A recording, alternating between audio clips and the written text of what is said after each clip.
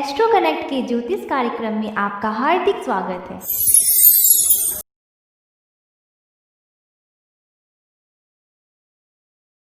नमस्कार। बात करेंगे गुरुदेव बृहस्पति की। देवगुरु बृहस्पति मकर राशि में संचरित हैं और ग्रहराज सूर्य का भी वहीं पर आगमन हुआ है। तो सूर्य की समीपता के कारण से 17 जनवरी को देवगुरु बृहस्पति अस्त होंगे और इनका उदय जो है वह 14 फरवरी 2021 को होगा। तो लगभग एक माह का समय खंड है। देवगुरु बृहस्पति जब अस्त होते हैं तो शुभ कार्य खास करके विवाह आदि जो है वह थम जाता है। शुभ कार्य इस समय खंड में नहीं होता है। गुरुदेव अस्त हैं, इसका क्या प्रभाव सभी राशि वालों पर पड़ेगा उसकी हम चर्चा करेंगे। देखिए, जब कोई ग्रह अस्त होता है तो लगभग यह उसी प्रकार की स्थिति है जैसे आप बहुत ही कॉम्पिटेंट आदमी हैं, लेकिन आप अपने सीनियर मोस्ट पदाधिकारी के साथ में हैं। इस कारण से कई बार आपकी जो योग्यता है या आपकी जो प्रतिभा है वह निकल कर नहीं आ पाती है, क्योंकि वह आपके सीनियर्स के कारण से अस्त हो जाती है। लगभग इसी प्रकार की स्थिति ग्रह व्यवस्था में भी है कि देवगुरु बृहस्पति का जो नैसर्गिक प्रभाव है वह इस समय में कमजोर हो जाएगा, क्योंकि ग्रहराज सूर्य वहां पर संचरित हो रहे हैं। जब देवगुरु बृहस्पति अस्त होंगे तो इसका शुभाशुभ फल तो सभी जातकों पर पड़ेगा ही, लेकिन इन जनरल जो है धन विषयक बातों में, हैप्पीनेस को लेकर के या प्रॉस्पेरिटी को लेकर के एक चिंता लोगों में जगेगी। दूसरी ओर कर्माधिपति शनि भी 7 जनवरी से अस्त हैं, जिनका उदय 9 फरवरी को होगा। बुध भी वही मकर राशि में संचरित है। बुध 31 जनवरी को वक्री होंगे और 5 फरवरी को अस्त भी हो जाएंगे। फिर 12 फरवरी को बुध का उदय होगा और 20 फरवरी को बुध मार्गी भी होंगे। देखा जाए तो जनवरी और फरवरी के मध्य तक ग्रह की स्थिति जो है उसमें किसी न किसी प्रकार की परेशानी है, जिस कारण से एक जनमानस में इस समय में ग्रहों के अस्त होने के कारण से विक्षोभ होगा और संतोष होगा, सुख शांति की कमी महसूस करेंगे। वैसे भी जब शनि अस्त होते हैं तो सामान्य जनमानस में असंतोष बढ़ता है, विकलता बढ़ती है। तो इसी के मद्देनजर आपकी राशि पर इन बातों का क्या प्रभाव पड़ने वाला है उसकी चर्चा हम करेंगे। तो सबसे पहले बात करते हैं कन्या राशि वालों की। कन्या राशि वालों के लिए देवगुरु बृहस्पति सुख भाव के स्वामी होते हैं, साथ ही जीवन साथी भाव के भी स्वामी होते हैं। और ऐसे बृहस्पति देव आपके पंचम भाव में, जो कि एक अति महत्वपूर्ण भाव है, वहां पर अस्त हो रहे हैं। तो इस कारण से क्या होगा कि सुख शांति विषयक बातें, माता विषयक बातें, जमीन जायदाद विषयक बातें या डोमेस्टिक हैप्पीनेस की बातें जो हैं या वैवाहिक जीवन की बातें कहीं न कहीं असंतोषजनक रह सकती हैं। जो लोग प्रेम प्यार में हैं उनके लिए भी यह समय चुनौतीपूर्ण रह सकता है। तो आप इस समय में अपने संबंध को अधिकाधिक मधुर बनाए रखें। किसी भी प्रकार से अपने संबंध को तनाव की स्थिति में न लाएं। संतान के साथ आप इस समय में अच्छा बर्ताव रखते हैं तो यह समय अच्छा ही रहेगा। अब बात करते हैं तुला राशि वालों की। तुला राशि वालों के लिए देवगुरु बृहस्पति पराक्रम भाव के स्वामी होते हैं, साथ ही रोग भाव के भी स्वामी होते हैं और यह आपके सुख भाव में अस्त हो रहे हैं। तो इस कारण से जो आपका पराक्रम है या साहस है या संघर्ष करने की क्षमता है, इन सब को लेकर के कुछ समस्या रहेगी। मन में खुशी की स्थिति नहीं रहेगी, मन किसी कारण से अशांत हो सकता है। तो इस समय में आप बृहस्पति देव का पूजन करें, उनके मंत्रों का उच्चारण करें, साथ ही अगर संभव हो तो प्रतिदिन ग्रहराज सूर्य को प्रातः काल में जल का अर्घ दें। इससे आपको लाभ की प्राप्ति होगी।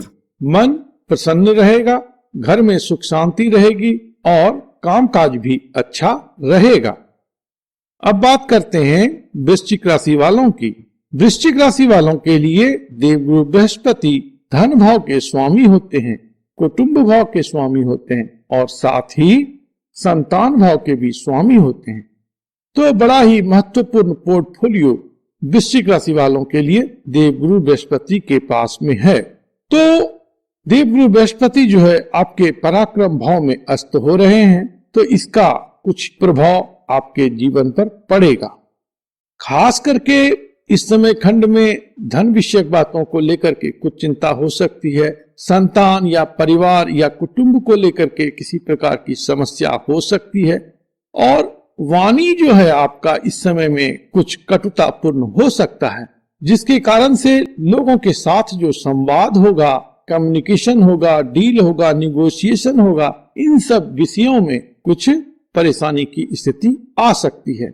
अगर आप इस समय में छोटी या लंबी दूरी की यात्रा करते हैं तो उसमें अनावश्यक खर्च बढ़ सकता है, इसकी भी संभावना रहेगी। अब बात करते हैं धनु राशि वालों की।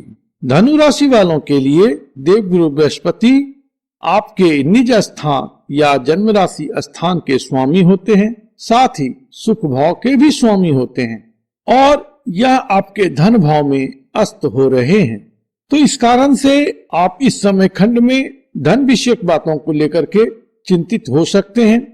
धन विषयक बातों में कोई गलती कर सकते हैं, जिस कारण से आपका फाइनेंशियल पोजीशन कुछ अंडर प्रेशर आ सकता है। माता के स्वास्थ्य को लेकर के, कुटुंब के विषय में या फिर प्रॉपर्टी विषयक बातों को लेकर के या डोमेस्टिक मैटर्स को लेकर के आप इस समय में कुछ असहज हो सकते हैं। लेकिन अगर आप अपने व्यवहार को, अपने वाणी को मधुर बना करके रखें, इस समय में आपकी वाणी यदि ओजपूर्ण हो, प्रभावशाली हो, गूढ़ और गंभीर हो तो बहुत अच्छी बात रहेगी।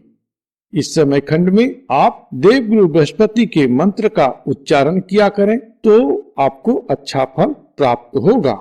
देवगुरु बृहस्पति का मंत्र ओम ब्रीं बृहस्पतये नमः आप जप कर सकते हैं। जप आप 108 बार करें, 11 बार करें, 21 बार करें, जो आपकी सुविधा है उसके हिसाब से आप नित्य प्रतिदिन अभी किया करें। अब बात करेंगे मकर राशि वालों की। मकर राशि वालों के लिए देवगुरु बृहस्पति व्यय भाव के स्वामी या विदेश भाव के स्वामी होने के साथ साथ आपके पराक्रम भाव के भी स्वामी हुआ करते हैं और ऐसे देवगुरु बृहस्पति आपके जन्म राशि स्थान में अस्त हो रहे हैं। तो इस समय में स्वास्थ्य विषयक कुछ चिंता जगती है। मेडिकल एक्सपेंसेस बढ़ सकते हैं। विदेश से अगर जुड़े हैं तो वहां से आपको कुछ परेशानी मिल सकती है या असंतोष की स्थिति हो सकती है।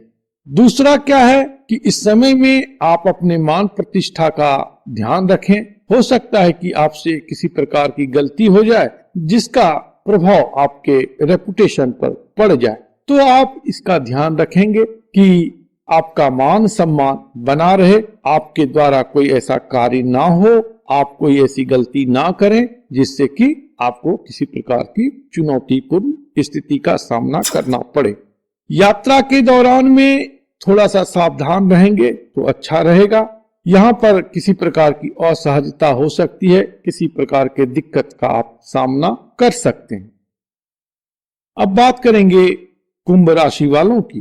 कुंभ राशि वालों के लिए देवगुरु बृहस्पति दो महत्वपूर्ण भाव के स्वामी हैं, आय भाव और धन भाव। यह दोनों महत्वपूर्ण भाव बृहस्पति के स्वामित्व में है और ऐसे धनकारक बृहस्पति आपके व्यय भाव में अस्त हो रहे हैं।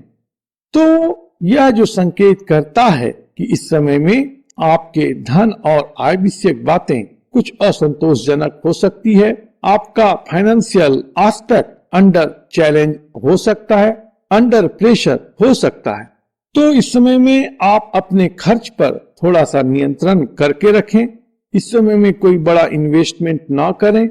अगर कोई बड़ा खर्च है तो उसको अभी रोक करके रखें, क्योंकि हो सकता है कि उसमें कुछ गलती हो जाए या कुछ अधिक एक्सपेंडिचर के कारण से आपकी जो आर्थिक क्षमता है वह कमजोर हो जाए। अब बात करेंगे मीन राशि वालों की। मीन राशि वालों के लिए भी देवगुरु बृहस्पति बहुत ही महत्वपूर्ण भाव के स्वामी होते हैं। कर्म भाव और आपके जन्म राशि स्थान के स्वामी हैं देवगुरु बृहस्पति, और यह आपके आय भाव में अस्त होने जा रहे हैं। तो इस समय में आपके आय की स्थिति या आपके रेपुटेशन की स्थिति या आपका जो एप्रिसिएशन है, इन सब के बाबत किसी प्रकार की समस्या आप महसूस कर सकते हैं। आप जिस प्रकार के एप्रिसिएशन को एक्सपेक्ट कर रहे हैं उसे मिलने में कुछ परेशानी हो सकती है। आपकी इच्छा पूर्ति में किसी प्रकार के विघ्न की संभावना रहती है। लोगों का जो आपके साथ सहयोग है वह टाइमली ना मिले, यह भी इस समय में संभव हो सकता है। तो बेहतर यह होगा कि आप अपने कुलीग के साथ, अपने मित्र के साथ, अपने सीनियर्स के साथ अच्छा बर्ताव बना करके रखें, कम्युनिकेशन गैप ना हो। दूसरा क्या है कि लोगों के साथ सहयोगात्मक रहें और कोई ऐसी गलती ना करें जिससे कि आपके मान सम्मान को ठेस लगे। तो आप कोई भी इस प्रकार के कार्य से बचें। इस समय खंड में आप देवगुरु बृहस्पति के मंत्रों का उच्चारण करें, उनकी पूजा आराधना करें, तो यह आपके लिए सर्वोत्तम रहेगा। प्रभु आप पर कृपा करें, आप स्वस्थ रहें, मस्त रहें और व्यस्त रहें। ओम नमो भगवते वासुदेवाय।